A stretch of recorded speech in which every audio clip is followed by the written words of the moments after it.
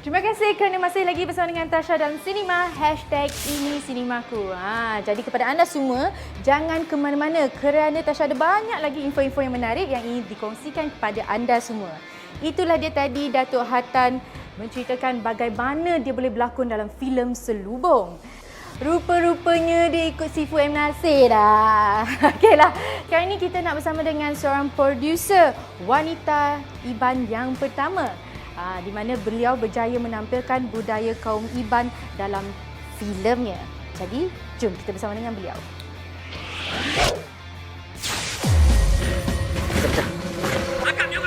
Dunia tiba-tiba teruja dengan kehadiran sebuah filem zombie dari Malaysia yang berlatarkan keunikan budaya Dayak di Sarawak.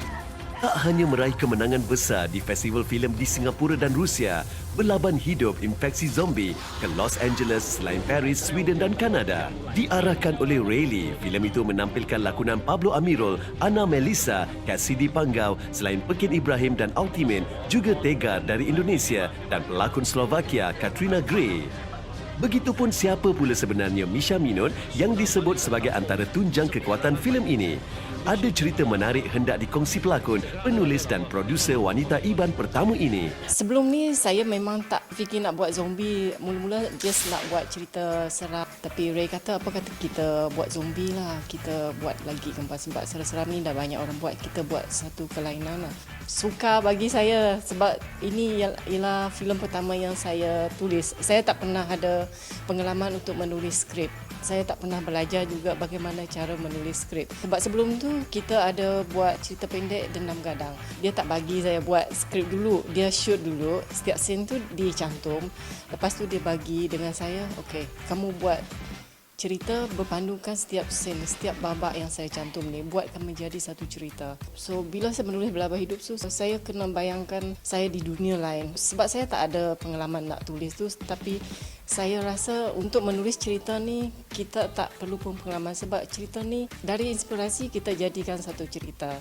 Lalu, apakah erti kemenangan berlaban hidup infeksi zombie ini buat Misha? Sangat besar arti kemenangan bagi saya, bukan saja kepada saya, bahkan kepada keluarga-keluarga terdekat, bangsa dan kepada rakyat-rakyat Malaysia. Bayangkan saya, first film yang saya produce, tiba-tiba jadi meletup. Tak pernah pun saya terbayangkan macam itu menjadi satu semangat yang membakar untuk saya lebih cuba membuat yang terbaik lepas ni. Macam lebih bersemangat lah. Bila saya nak buat filem Iban ni, saya pernah luahkan keinginan saya ni kepada beberapa orang. Ada beberapa orang kata, alah jangan mimpilah nak buat filem Iban sebab tak ada market lah filem Iban. Takkan ada orang tonton. Tapi saya yakin sebab orang tonton filem ni bukan berpandukan bahasa. Maksud saya kalau storyline kamu tu cantik, tak kira apa bahasa pun yang kamu pakai, orang boleh terima. Kenapa orang boleh terima cerita menggunakan bahasa Korea, Jepun, tapi kenapa tak boleh terima filem yang menggunakan bahasa Iban? Dilahirkan di pedalaman Sarawak, di daerah Limbang dan dibesarkan dalam aturan budaya yang ketat di Rumah Panjang, Misha menanam impian untuk berbuat sesuatu yang dapat membanggakan keluarga satu hari kelak. Banyak budaya kaca saya sudah tak nampak seperti dulu. Ini yang buat saya rasa sedih. Kalau saya buat filem, saya cuba tunjukkan generasi sekarang bagaimana kehidupan dulu dan bagaimana kehidupan sekarang. Perubahan zaman ini telah memupuskan sedikit demi sedikit budaya lama. You tak ada budaya, bangsa you pun tak ada. Okey, saya harap melalui filem ini saya boleh kekalkan budaya dan adat bangsa saya dan melalui filem ini saya harap saya dapat mengangkat filem Dayak. Mungkin saya satu-satunya penerbit wanita pertama Dayak yang menerbitkan sebuah filem. Pada 3 Mei 2021,